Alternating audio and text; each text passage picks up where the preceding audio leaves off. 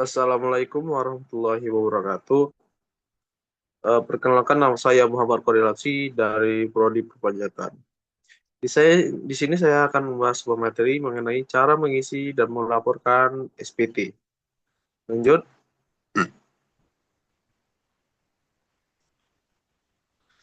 pengertian SPT.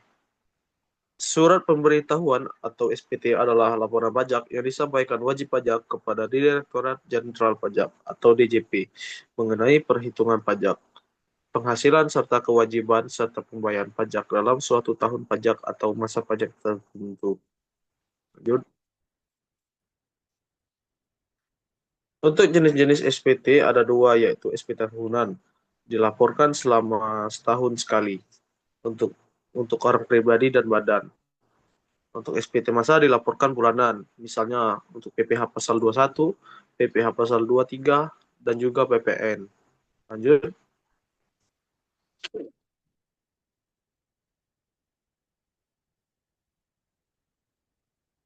Lanjut.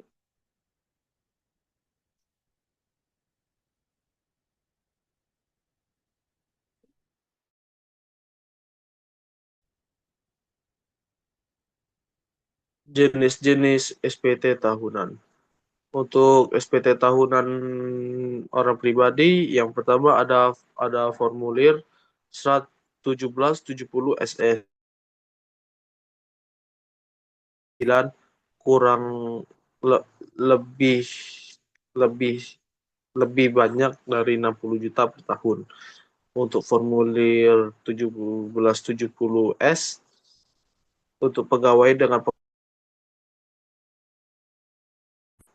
untuk formulir yang terakhir 1770 untuk yang punya usaha atau pekerja bebas. Yang jenis SPT kedua yaitu SPT tahunan badan. Untuk ini koperasi, yayasan, CV, PT, dan sebagainya. Lanjut.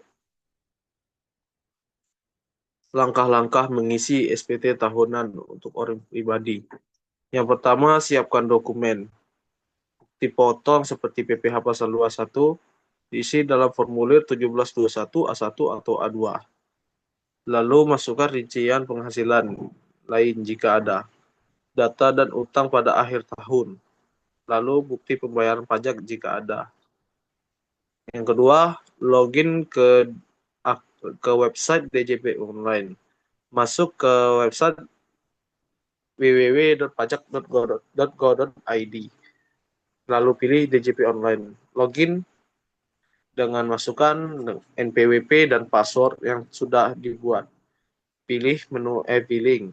Terus pilih SPT tahunan. Sistem akan menentukan jenis formulir sesuai kondisi wajib pajak. Lanjut. Yang keempat, mengisi data dalam SPT. Yang pertama, data penghasilan. Masukkan penghasilan bruto, potongan pajak, dan PPh terutang. Lalu B, penghasilan lainnya. Misalnya usaha honor, hadiah, atau penghasilan luar negeri. Yang C, harta dan kewajiban. Contohnya harta, motor, rumah, tabungan, emas, HP, laptop, dan lain-lain. Yang lalu D, status pajak. Akan muncul kurang bayar atau KB, harus bayar lewat e-billing. Lebih bayar dapat mengajukan restitusi. Lalu nihil, tidak ada pembayaran tambahan. Yang kelima, tanda tangan dan kirim. Masukkan kode verifikasi token yang dikirim ke email. Lalu SPT selesai ketika muncul bukti penerimaan elektronik atau BPE. Lanjut, langkah-langkah melaporkan SPT masa. Untuk contohnya PPh pasal 21. Yang pertama, pengumpulan data, yaitu masukkan daftar gaji karyawan, jumlahkan semuanya, lalu hitung daftar potongan PPh pasal 21, lalu sediakan bukti setor pajak seperti ID billing dan NTPN. Yang kedua, mengisi di e-Bupot atau ESPT. Input penghasilan per karyawan sistem otomatis hitung pajak terutang. Yang ketiga, pembayaran jika kurang bayar. Jika terdapat kurang bayar, buat ID billing, lalu bayar lewat bank atau online yang dipakai oleh wajib pajak. Yang keempat, kirim SPT masa. Upload file CSV kalau pakai ESPT. Dapatkan bukti penerimaan surat atau BPS. Lanjut, untuk batas waktu pelaporan. Batas waktu pelaporan SPT tahunan orang pribadi yaitu 31 Maret tahun berikutnya. Untuk SPT tahunan badan, 31 April tahun berikutnya. Untuk SPT masa PPH, tanggal 20 bulan berikutnya. Untuk pada SPT masa PPN, akhir bulan berikutnya. Lanjut.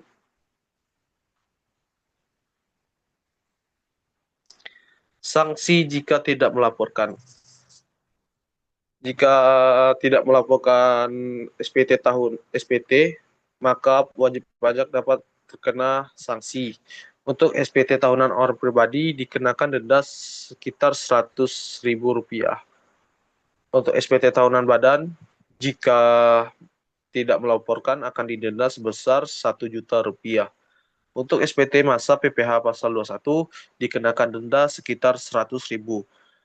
SPT masa PPN didenda 500.000. Terdapat tambahan bunga jika kurang bayar. Lanjut.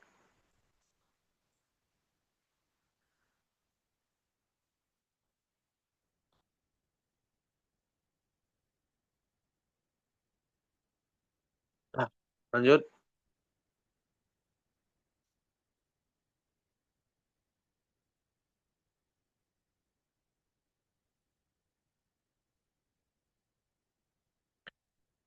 Kesimpulan, melaporkan dan mengisi SPT merupakan kewajiban setiap wajib pajak untuk memastikan bahwa seluruh transaksi penghasilan, harta, dan kewajiban telah dilaporkan secara benar. Prosesnya kini jauh lebih mudah dengan adanya DJP dan e-billing, meskipun sekarang sudah menggunakan Cortex. Oke, sekian dari presentasi yang telah saya sampaikan. Mohon maaf apabila terdapat kesalahan kata dalam penyampaian.